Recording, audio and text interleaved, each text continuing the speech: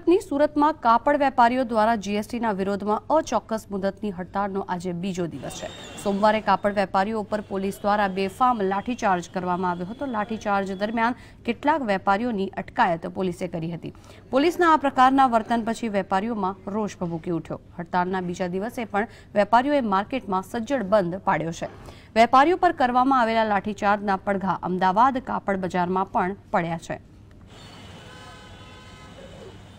केंद्र सरकार द्वारा कापड़ पर लगावामां आवेला 5% जीएसटी रद्द करवानी मांग साथे समग्र टेक्सटाइल विभागना वेपारीओ छे ते विरोध नोंधावी रह्या छे।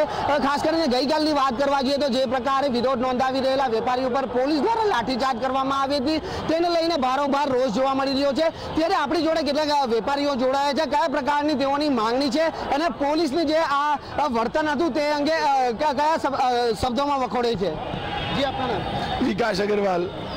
जी, जिस प्रकार कल जो हादसा हुआ है उसको किस शब्दों में आप? सर, ये एक इंडिया की टॉप पब्लिक, इनकम टैक्स दाता पब्लिक और व्यापारिक वर्ग के ऊपर हमला है और व्यापारियों को बर्बरतापूर्वक बिना चेतावनी दिए लाठीचार्ज किया हुआ। उसमें भगदड़ भी मची।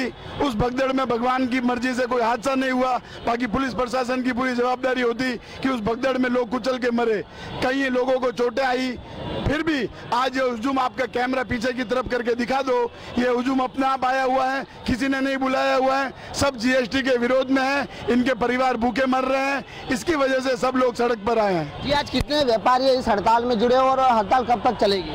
हड़ताल तो हमारा पोस्ट है, जब तक कहेगा तब तक चलेगी।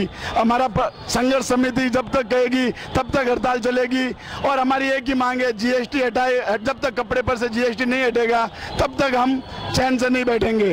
जी, आपको पूछना चाहूँगा कि जिस प्रकार सूरत की बात की जाए तो 163 कापड़ मार्केट है, रोज प्रतिदिन कितना लॉस हो रहा है? 200 करोड़ के ऊपर लॉस हो रहा है, लेकिन ऑल इंडिया बहुत बड़ा लॉस है और इससे अराजकता पैदा हो रही है। सरकार को इस पर तुरंत वार्ता करना चाहिए, अपने मंत्रियों को सूरत भेजना चाहिए और उनको वार्ता के लिए यहाँ पे व्यापारी नेताओं से वार्ता करना चाहिए। मैं पोस्टा कोषाध्यक्ष राजेश अग्रवाल बोल रहा हूँ। जी, जिस प्रकार कल हादसा हुआ था, पुलिस एक तरफ व्यापारी अपना विरोध प्रदर्शन कर रहे थे, दूसरी तरफ पुलिस द्वारा लाठी बरसाई गई, क्या बोलोगे? ये पुलिस का गलत रवैया था। व्यापारी शांतिपूर्वक आंदोलन कर रहे थे। इससे पहले भी 3 दिन मार्केट बंद रहा था तो उसमें भी शांतिपूर्वक कार्य हुआ। यदि कल पुलिस ये दमनात्मक रवैया नहीं अपनाती तो आंदोलन शांतिपूर्वक चलता, ये आज अराजकता का माहौल पैदा नहीं होता। आगे की रणनीति क्या जिस तरह पुलिस का रवैया सामने आया, व्यापारियों की रणनीति आगे का किस प्रकार की होगी? आगे की रणनीति सरकार के ऊपर निर्भर है। सरकार यदि व्यापारियों से वार्ता करेगी तो रणनीति का सुखद परिणाम निकलेगा, नहीं तो इसी तरह अनिश्चितता का माहौल बना रहेगा। व्यापारियों पर लाठी बरसाई गई, उस बारे में कुछ आगे की रजूआत व्यापारियों द्वारा की गई है क्या? जो लाठी बरसाई गई उसके लिए हम कोर कमेटी की मीटिंग करने वाले हैं, उसमें आगामी निर्णय लिया जाएगा। तो आ હતા સુરત ટેક્સટાઇલ વિભાગના કેટલાક વેપારીઓ જેમણે જણાવ્યું કે પોલીસે કોઈ પણ સૂચના કે ચેતવણી આપ્યા વગર વેપારીઓ પર લાઠી વર્ષાવી હતી। તો બીજી તરફ જીએસટીના વિરોધમાં જે વેપારીઓ વિરોધ નોંધાવી રહ્યા છે તેને प्रतिदिन 200 કરોડથી પણ વધુનો નુકસાન કરવાનો સહન કરવાનો વારો આવી રહ્યા છે।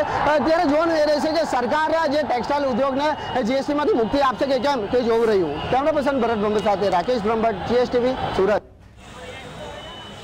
તો બીજી તરફ જીએસટીના વિરોધમાં આજે પણ કોઈ કાંકરી ચાળો ન થાય તેનું ધ્યાન રખાયું હતું। સુરત કાપડ બજાર ફરતે ચુસ્ત પોલીસ બંદોબસ્ત ખડકી દેવાયો, સાથે સાથે એક એસઆરપીની ટુકડી પણ તૈનાત કરી દેવામાં આવી છે। સુરતમાં 15 police inspector, 35 police sub inspector, એક એસીપી અને એક ડીસીપી કક્ષાના અધિકારીઓને પણ તૈનાત કર્યા છે। આ સિવાય હેડ કોન્સ્ટેબલ સહિત એસઆરપીના જવાનોને પણ ખડકી દેવામાં આવ્યા છે। તો ખાસ જીએસટીના વિરોધના કારણે વેપારીઓ રસ્તા પર ઉતરી આવ્યા છે અને તેમના પર બેફામ લાઠીચાર્જના કારણે એ લોકો પોતાનો રોષ આ રીતે ઠારવી રહ્યા છે।